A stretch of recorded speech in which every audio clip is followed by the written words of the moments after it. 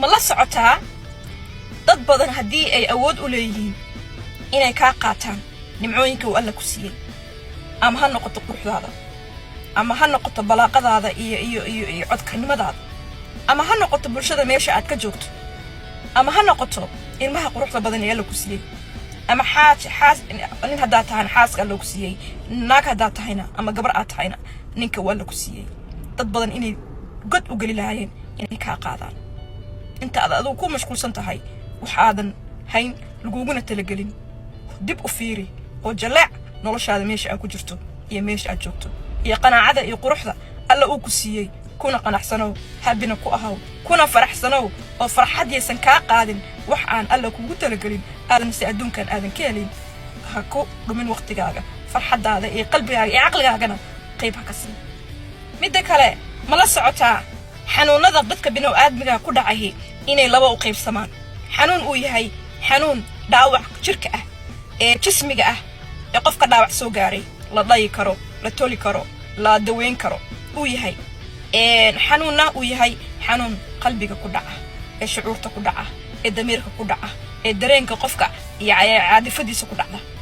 xanuunka ugu daran ee qofka bini'aadmiga la soo wajahana waa xanuunka damiirka iyo shucuurta ku dhaca xanuunkaas waa xanuun ay keentay qanaaco la'aan qofka uu kusan ku qanacsanayn sidii waa loogu talagalay oo uu tabanayo waxaan loogu talagalin uu tabanayo uusan helayn xanuunkaasina waa xanuunka keena qofku inuu maskax ahaan u jiranaado qalbi ahaan u jiranaado dareen annaga aanan halkan ku soo koobi karin ayuu qabaa qofka marka waxa u dawaayay inuu ku qanacsanaado quruxdii iyo sharaftii oo Allah ugu talagalay uu ku mahadnaqo uu noqdo adduunka qofka ugu sareeya asagoo og inuu yahay intaas